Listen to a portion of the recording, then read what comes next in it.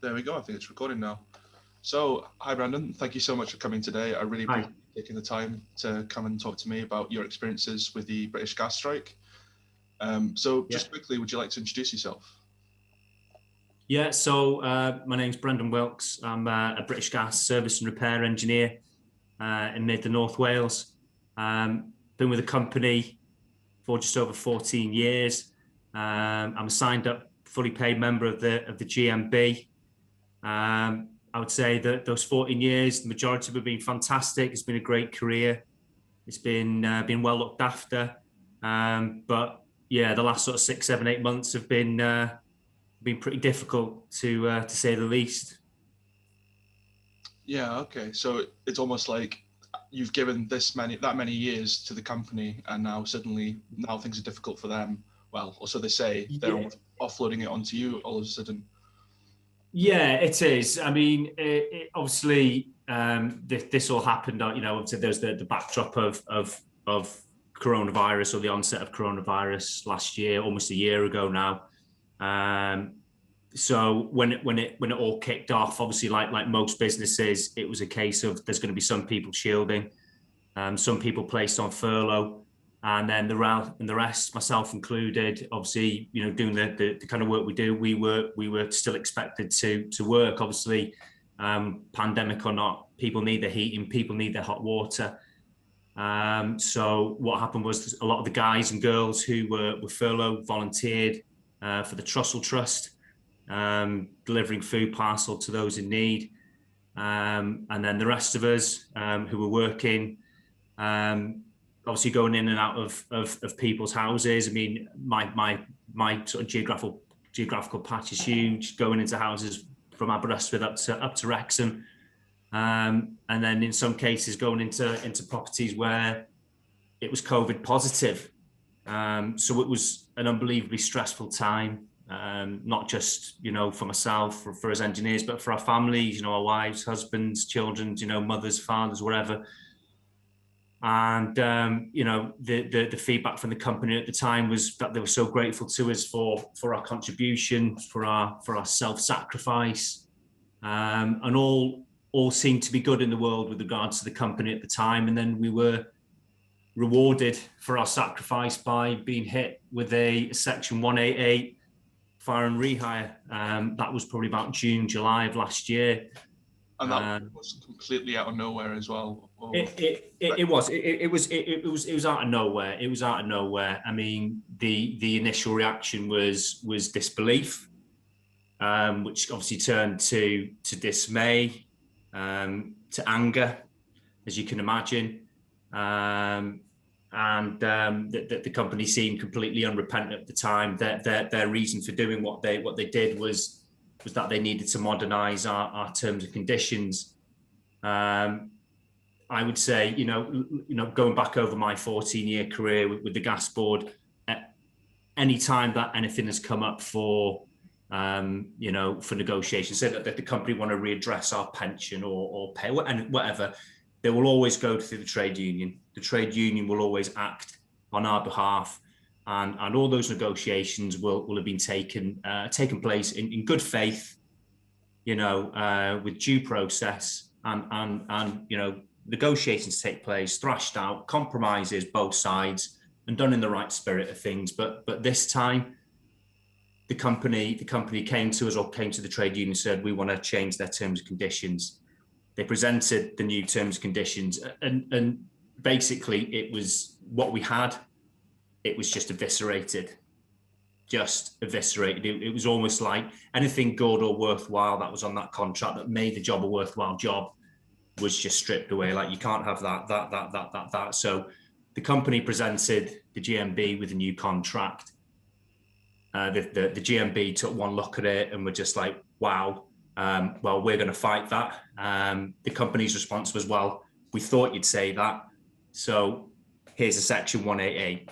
Here's the fire and rehire. They had it there ready to go the moment. They were. It was almost like they were had an itchy trigger finger. I don't know if you saw the Common Select Committee, the BEIS Common Select Committee, where Mr. O'Shea, the CEO of British Gas, was questioned, and it was mooted that it was used as a business insurance policy. And then when he was pressed on that by the chair and by various members of the Common Select Committee, his response to that was that it was the legal advice that he was given by the central legal team that if there's any kind of pushback from the union, then you must use fire and rehire. It was, I think just about every single member of that Common Select Committee, it was like obviously cross-party, were surprised and surprised and shocked at that, because I think most people expect that fire and rehire will be used as a last resort. Not as head. Not a go-to. It's not like, it's normally you explore every avenue that you can go down. Right, we've tried this, we've tried that, we've done this, we've done that. And then, when the company's going to hit the skids, right, we have to do this, guys. And I think if we as a company were in that situation, as engineers, we're not unreasonable. We're not unreasonable at all. We've been really good. We've conceded quite a lot down the years with the company. And I think if we were in dire straits, we would, as engineers, we would say, right, fine, if this is what we need to do, this is what we need to do. But when you look at the bigger picture, I think 2019 to 2020, British Gas made a £901 million profit. Just yesterday, the company announced another £700 million profit. It doesn't seem to me like the company are in dire straits financially. And I say one thing that makes it particularly worse for us engineers is obviously as part of British Gas Services, our particular division, of British Gas / Centrica, we are actually the most profitable. We're the ones who are creating the biggest amount of wealth, and we're the ones who are taking the biggest hit. So. Yeah, it really is just an absolutely disgraceful state of affairs. And I think the way you've done a really good job of setting up the wider context of where we're at, and it's the fact that it's almost come out of nowhere, and after years where they haven't done anything like this, it's almost like they're using the pandemic as an excuse to be able to take these tactics forward. Do you think that's sort of a fair assertion? I think so. I think speaking to various people, union members, engineers and stuff like that. And I can remember catching a conversation, it was online somewhere, and someone with a little bit of inside track had said that, in their opinion, for them to have got to the point where they've got in terms of wanting to renegotiate the terms and conditions, that process, to have it all in place, ready for when they did it to us, meant that they would probably had to have planned that probably for a good year, maybe even 18 months. And it's a bit like, where a lot of governments or a lot of companies will use a bad patch to bury bad news. And I think that's what British Gas have done. They've seen that the coronavirus pandemic is in full flow, and thought, well, this is a good time to do it, because here's mitigation for doing what we've done effectively. That is, it's really shocking the way you're being treated. So just to try and get a bit more into it now, what specific action against British Gas are you guys taking to try and counteract this fire and rehire tactics? Okay, so we were balloted sort of between Christmas, New Year, obviously about whether to accept the contract or not. We were then balloted about whether we should take strike action, industrial action. So the mandate for the strike was that fire and rehire was to be removed, and that further negotiation would take place. So, I think it was something like, 85, 89%, something like that, in favour of industrial action. So quite simply, we want the fire and rehire to be removed. The way that we view it, the way that the union view it, is that we've been brought to the negotiating table with a gun to our heads, and that, in all of our opinions, is not the way that you do business. It doesn't treat people, it strips people of their dignity and their self-respect. you know, if you're having to do negotiation under duress with a gun to your head, is it really a negotiation? Absolutely.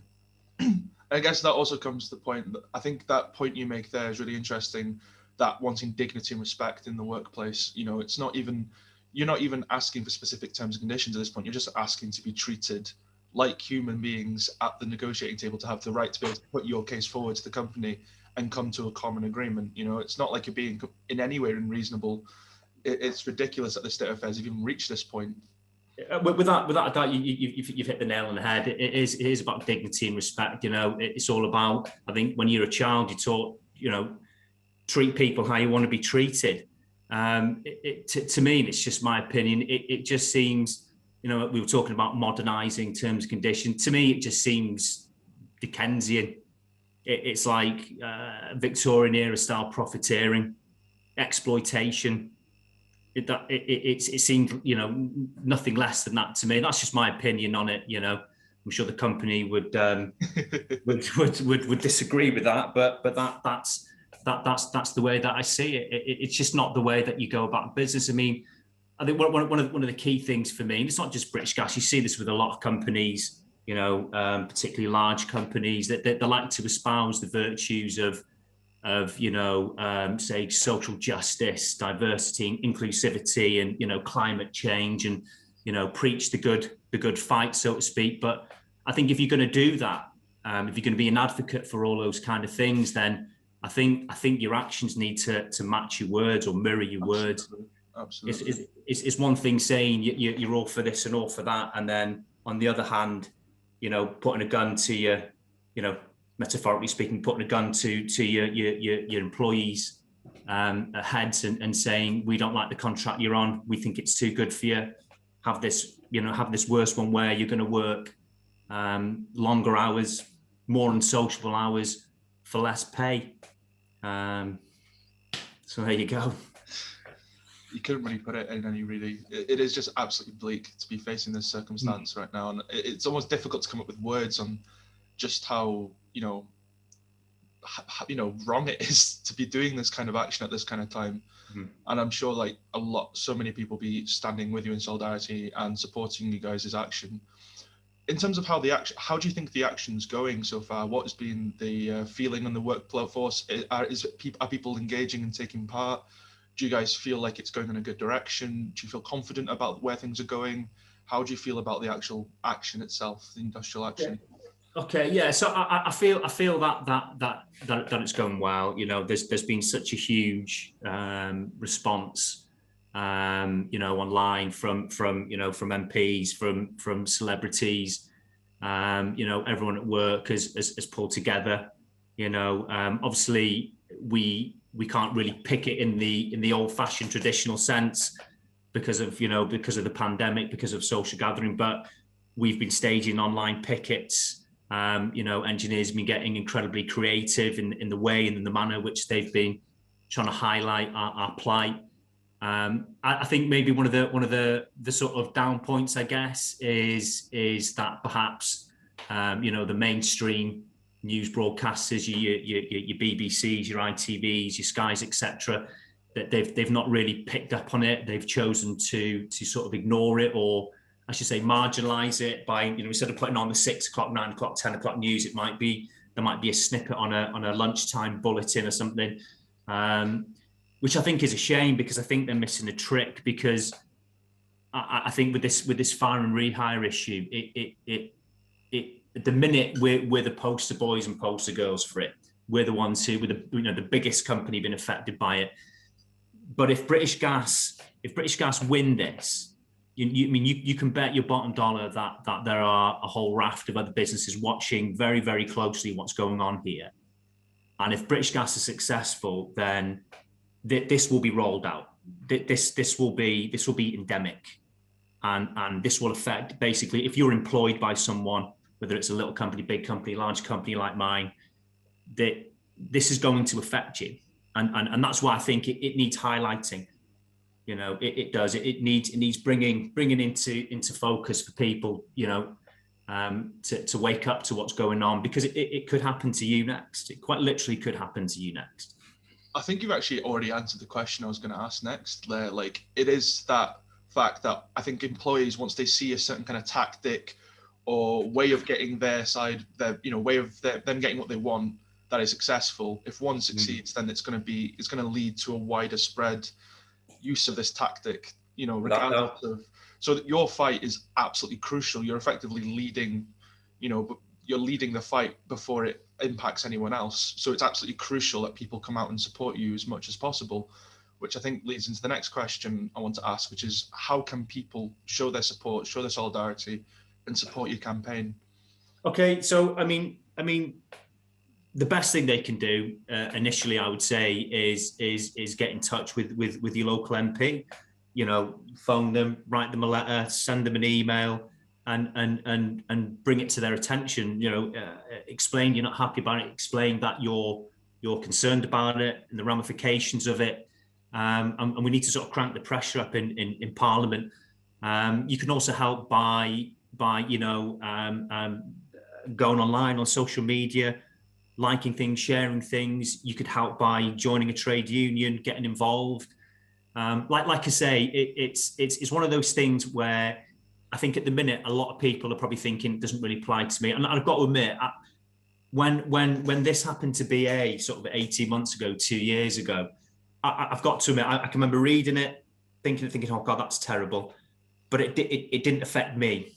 And I kind of just got on with my life. And that's a regret. Because you just think that won't happen to me. Well, here we are in 2021 and I'm facing it. We're facing it.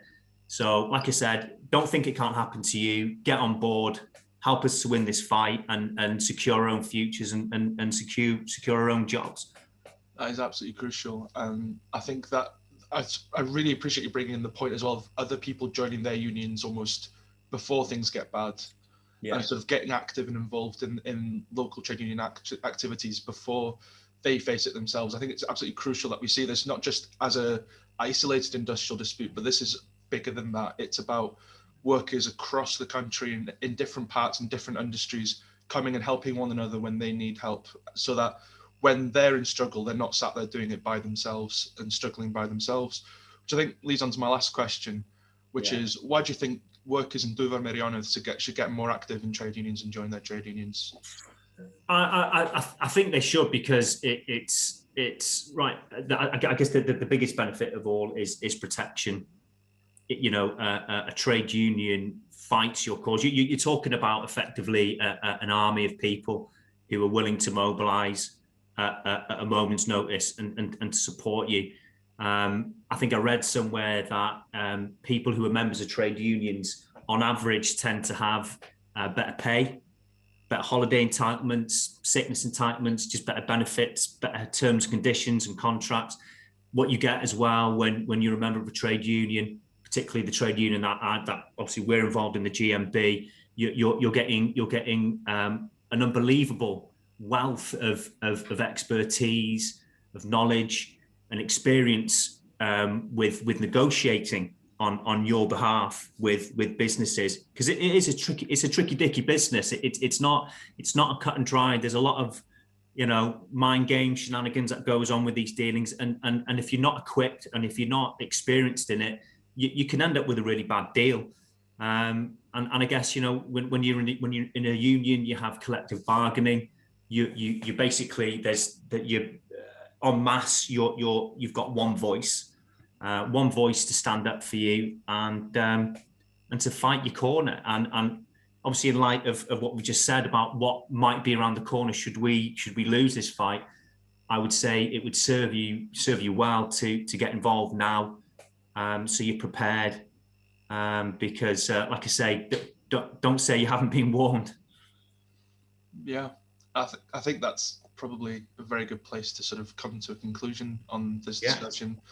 I should say thank you so much for taking the time to come and talk to me today. Yeah, my pleasure. If I can do anything, or the Labour Party or any of us can do anything to support you over the next few weeks, months, however long this dispute goes on, just get in touch. We'll do what we can. And it's always a pleasure speaking to a fellow GMB member as well. So fantastic. Thank you very much. My pleasure, Cian. Thanks a lot, and all the best as well. Okay. Yeah, you too, mate. Thanks, mate. Cian. Ta-da. Ta-da. Bye.